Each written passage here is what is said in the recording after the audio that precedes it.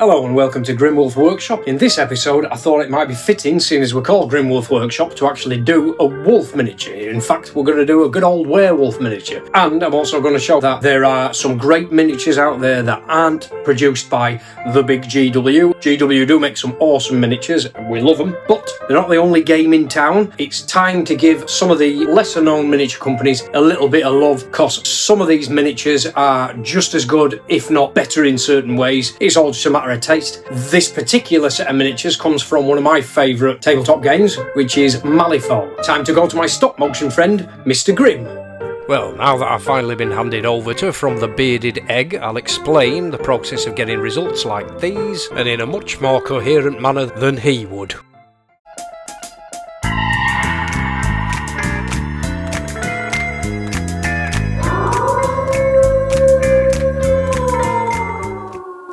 We'll begin with some underpainting in the form of a multicoloured zenithal highlight, and this will be topped off with a nice actual zenithal highlight. We're going to start with a nice dark midnight blue base coat, then we'll follow it up with a bright orange, which is on the opposite side of the colour wheel, so it's a complementary colour, then a malefic flesh, which is in English a beige, and then finally the high point of that zenith will be a pure white. My mistake there, he's actually pulled out a white flesh to use as his beige, but it's still beige. And before we forget, please like, comment, share and subscribe, and if you really fancy it, you can buy me a coffee. The link is in the description. If you've seen any of our previous tutorials, particularly the one on multicoloured zenithal highlighting and why you should use it, then you'll probably remember there are some similarities to a normal chromatic or basic black and white zenithal highlight. The difference being that personally, when we do multicoloured zenithal highlights, although we are still picking a direction for our light source, these first coloured layers interact with our glazing later on down the line. So we like to cover a little bit more of the miniature than we would do with a normal chromatic or black and white zenithal highlight. Cover just a little bit more, and as you probably see here, as he turns the miniature upside down and round, you can still see those blue shadows everywhere and won't make a massive amount of difference to the overall effect. And as long as we pick and then stick to one direction for the rest of our colours, we'll still have a nice zenith effect coupled with some underpainting. Right, enough waffling from me, otherwise I'll end up sounding just as bad as him. Let's watch him crack on with it.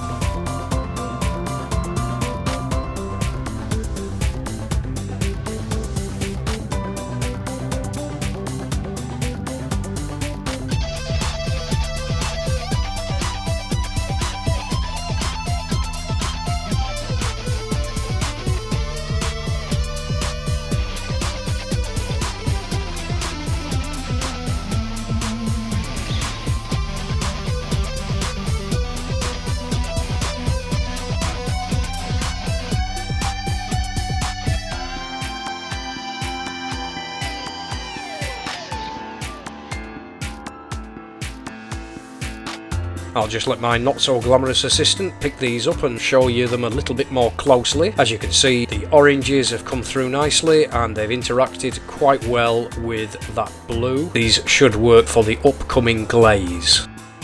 For those of you unaware of what a glaze is, and seeing as I'm the only one around here with even a modicum of education, I guess I'll have to explain it, because he certainly won't. In a nutshell, glazing is an old artist's technique of using a thinned down paint or pigment and then applying it over the top of an already pre-painted area so that it merely stains what's underneath it and doesn't completely paint over, and you can still see the details that have already been created beneath.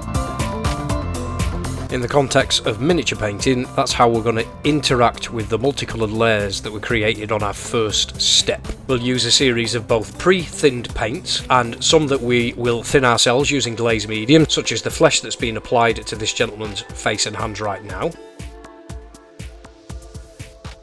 This particular paint here, this green, is from the Pro Acryl range. These paints are highly pigmented and sought after and don't, generally speaking, need thinning. They are excellent for glazing. This is one of the reasons that they're sought after by many painters who use this technique. High pigmentation is a big advantage with glazing because it means that you can thin down your paints or have them already pre-thinned, such as the Pro Acryl that I've just mentioned, or P3 paints are very well known for this as well, and you don't lose the colour. That colour colour will still show through even if you put it over the top of rather dark colours like the blue on this undercoat that we used earlier.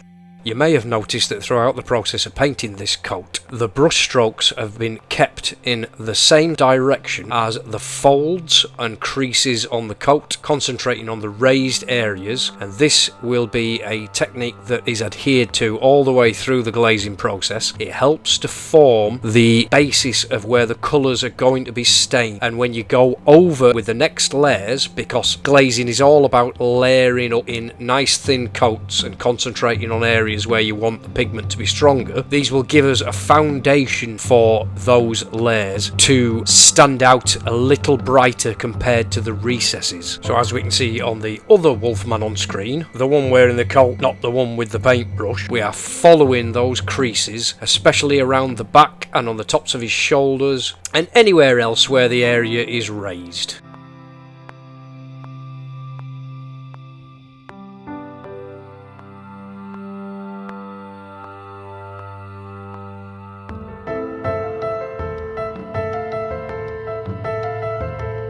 Sticking to form on this side of the coat, there's those lovely folds and creases, and we're going to follow those around and concentrate on the raised areas to make them stand out a little bit more.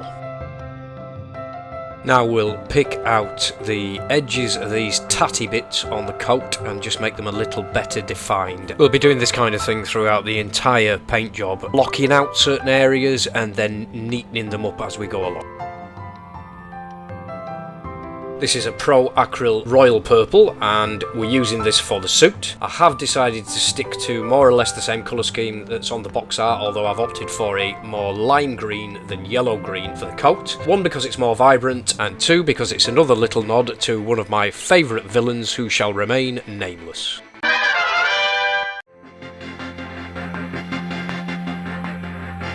We'll also be using this purple for the rim on the top hat, and these are the first thin layers. We will be going over them again to make the colours more vibrant over the raised areas, exactly the same way that we did with the green, and we'll also be touching up the green again and adding a few other thin layers of colour for a little bit more depth, and we're going to try and keep the effects uniform between the gentleman and the werewolf, as these are supposed to be the same character in different forms, so it's only apt that we keep them looking as similar as possible.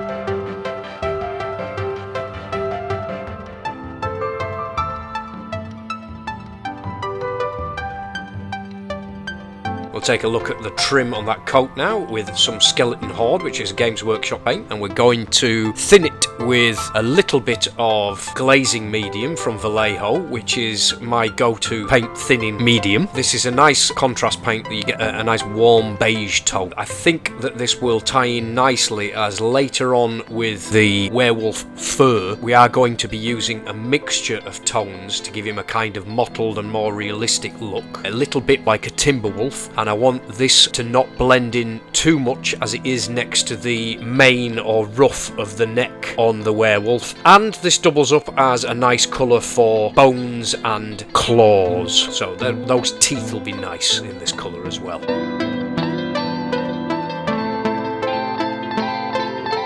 Another Pro Acryl paint here. This is Paver's Grey, which is a lovely dark blue grey, and we're going to use this for one or two details like the boots and parts of the top hat as well. We'll also mix this with some lighter tones for some of the shading on the top hat and the boots, so a little bit of white and possibly some darker tones for shading as we go along, but it's all going to be based on that Paver's Grey to create this lovely shade for the top hat.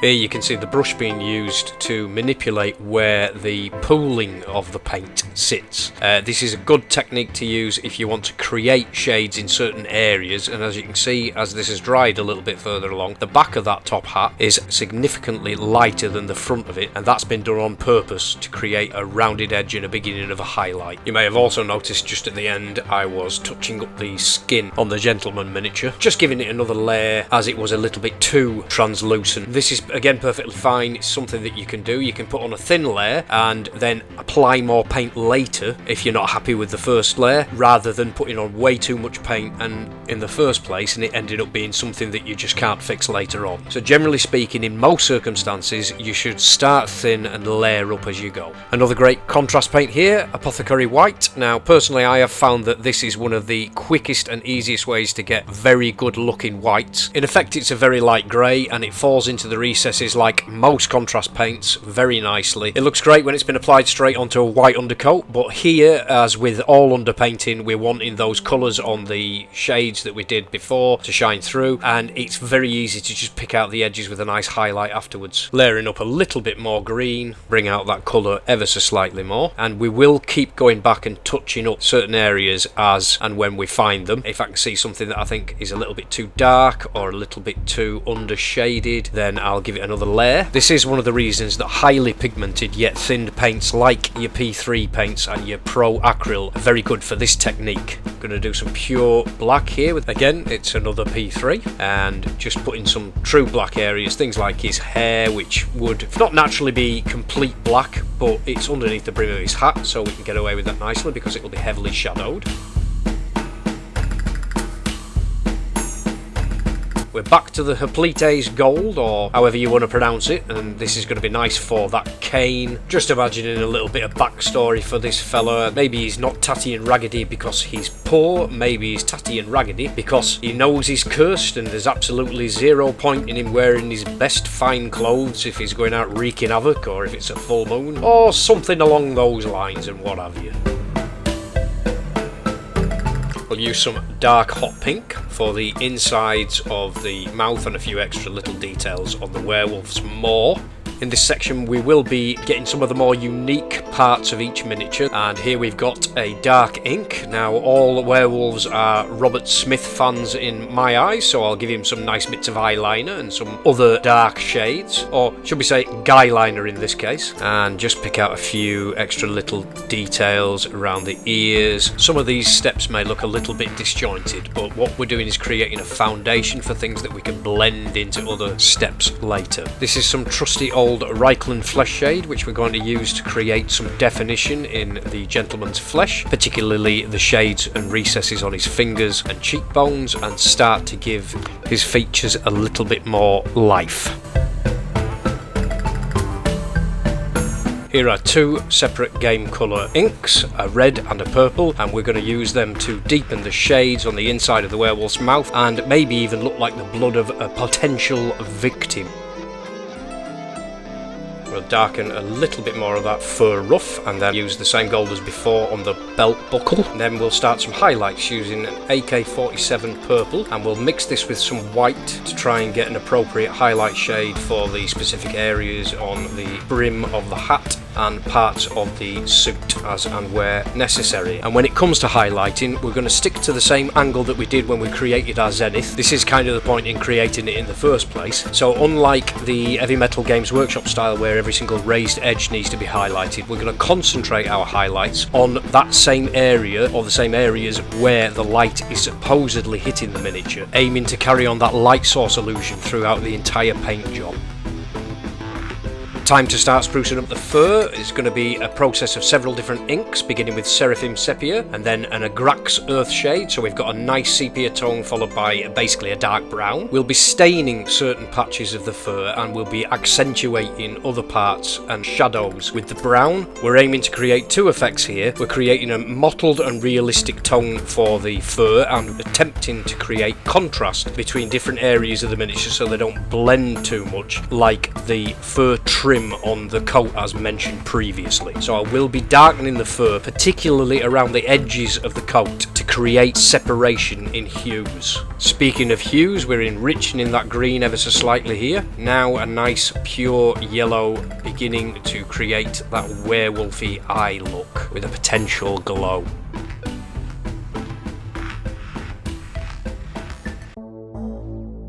Now some pure black to start the facial features of the gentleman, beginning with his oh so dapper moustache, and I believe he's got a tiny little bit of a chin dusting beard as well.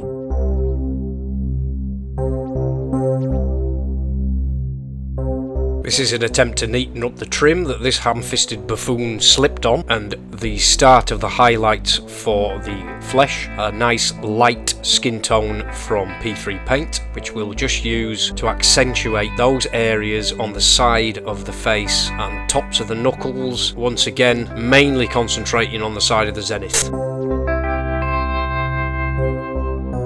Tiny bit of pure gold, because this gentleman has got a gold ring on one of his fingers, and then we'll begin work on the dreaded eyeballs, starting with a pure white, and then we'll use a nice dark blue and just try and keep it in the middle. This does take practice, and sometimes you have to go back and neaten them up, and I'll make the confession that sometimes we absolutely nail this, and on other occasions we have to paint them over and start again. One tip: paint the whites of the eyes, then don't try and paint a dot for your pupils, paint a line vertically. I then added a little shadow with a black ink to the underneath of the brim of his hat and a Reichland flesh shade to bring out the colour on the gold. This is a green ink being used in very specific areas in the shades and recesses, and we're going to enrich those shadows a little bit. This may look a little harsher contrast, but a little of that original P3 green will help to blend these shades in nicely. And as before, what we began to do with the fur, this will accentuate the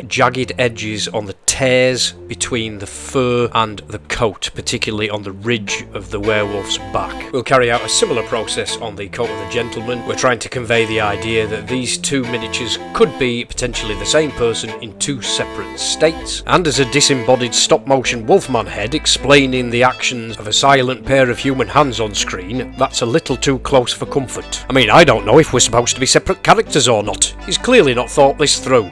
Meanwhile, back at the ranch, we're back on some Grax Earthshade to deepen a few recesses and bring out some shadows, again accentuating that contrast. This will be an ongoing theme throughout most of this paint job.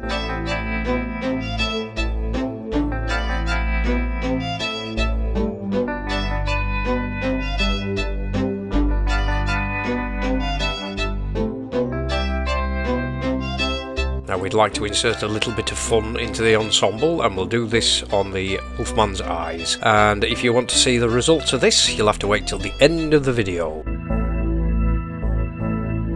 Some of the lighter highlights will be created by thinning down another couple of AK interactive paints. We've got a pastel blue and a pastel green, which will be used on the appropriate areas. So pastel green will be used on the coats and pastel blue for the edge highlighting on the top hats that we previously started a foundation for by using the Payne's Grey as a base. And when we want to do further highlights, we can mix some pure white with those pastels from before, and then at the very top of our highlights, if necessary, and in certain areas just use a pure white on top. We'll concentrate on the very raised edges, again following the zenith. However, areas with less definition will be using the scoring technique that you see here, where you're building up your highlight in thin small layers to give a smoother transition.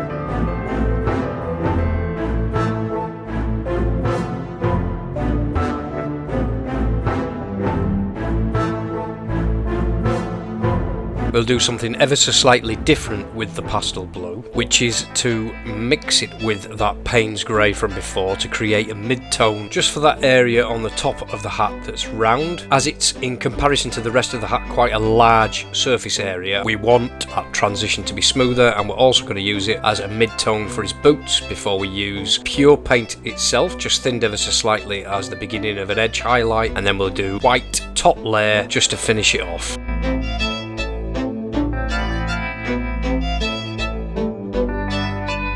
We decided his top hat should be a nice shiny posh one, so we've created a little bit of a sheen using that thinned down and lightened pastel blue, and a tiny fleck for on the edge of his moustache and boot that the light falls on, and we'll smooth the transition of this with a little bit of that mixed Payne's Grey with the pastel blue, just so it's not quite as harsh a highlight. I've also gone over the frayed edges of his trousers with a purple ink, and I'm now going to highlight his flesh with an even more pale flesh tone. And once again, if necessary, we will do a few high points with pure white, and we're going to follow suit on the top hat for the Wolfman. Exactly the same method with the same colours.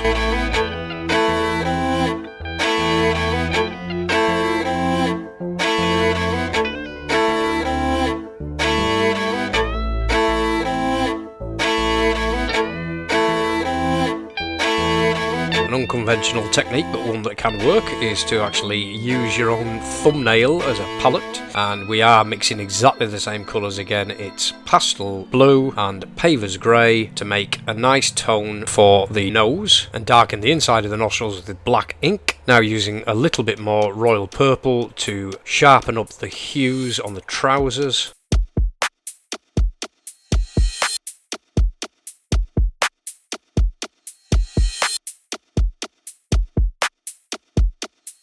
Back to good old versatile Reichland flesh shade. We'll add it to a few key areas on the head and the fur, just to differentiate these patches. Then we'll try to differentiate the trim on the coat by using a beige from AK-47 that's going to be lightened with some pure white and then thinned down with a little bit of glaze medium, and concentrate this uniform style along with the rest of the highlights on these miniatures along with the zenith. And we'll try and pick out some of the individual hairs on this trim just to give it a little bit more detail. As thin as the layers of paint, both contrast and glazing, have been applied, you will still need to bring out certain details on the miniatures using traditional highlights.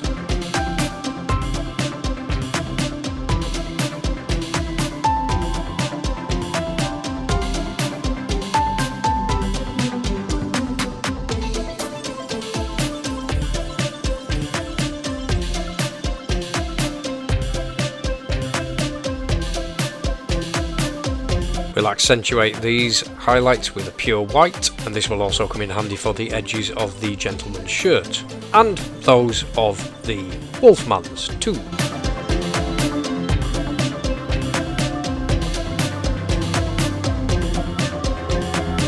Being very careful here to avoid the highlights bleeding into where the shadows are on the back of that wrist.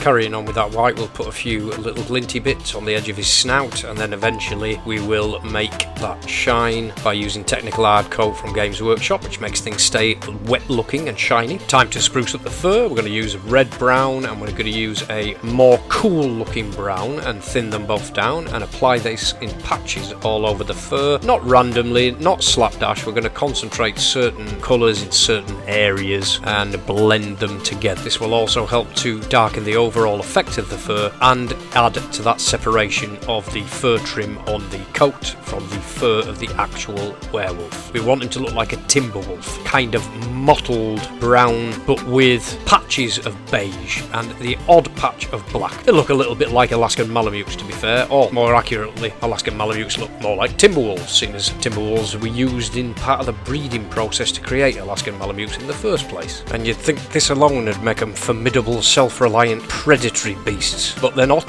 Trust me, this is ours.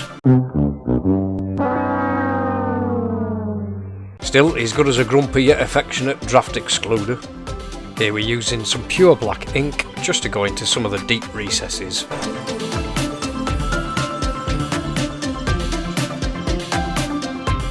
We'll also thin some of it down and use it to darken the shadows on the back of his haunches, on that nice midnight blue on the undercoat. It won't alter the colour, it'll just make it darker.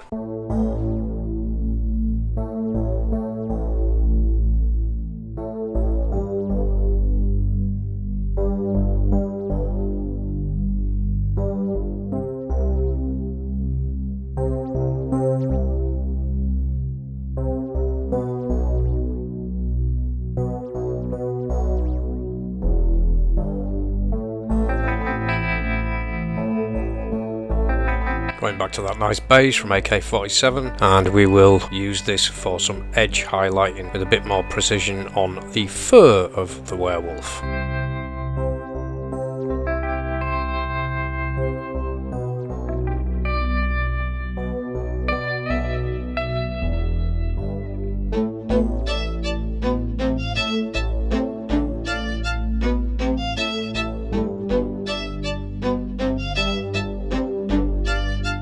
same way that we did with the left hand side of the gentleman's face, we're also going to make the left hand side of the werewolf's head ever so slightly lighter, because this is where our imagined light source is concentrated.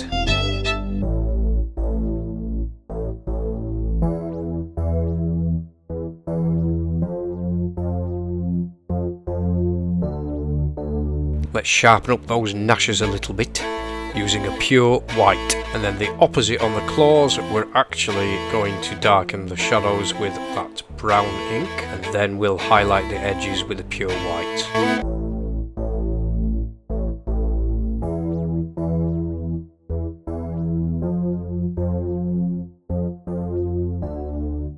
Adding a few final touches using that pure white, and then adding some white to that purple from before to put some nice light hints on the edges of our raggedy Incredible Hulk trousers and the bow tie, and just concentrating on the parts where they creep out from the coat and into the light.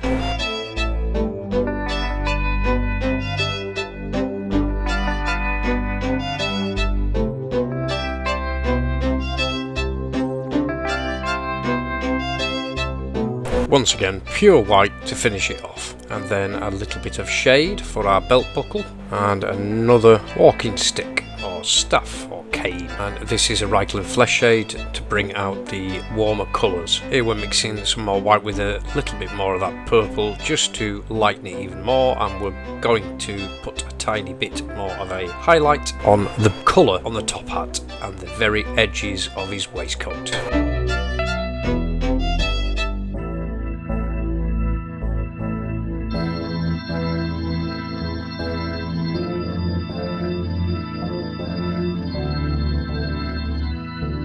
Here, by darkening the shadows on either side of that grey mid-tone on the hat, we're going to create the effect of a sheen and neaten up some of these edge highlights here, just to make the parts that need to be more prominent stick out, and to just generally neaten them up and fill in any parts that we may have missed when we were concentrating on other areas of the paint job. Sometimes you miss things that a fresh set of eyes later is worth a second scab.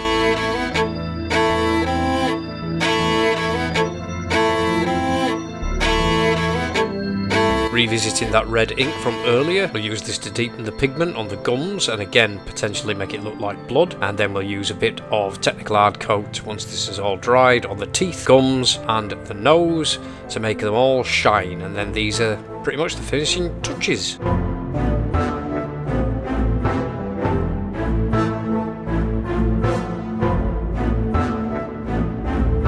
Right, let's have a look and see what we've got. These are the shots from the beginning of the video, but enough waffling, let's have a look and see what they look like on the tabletop. A much more fitting setting.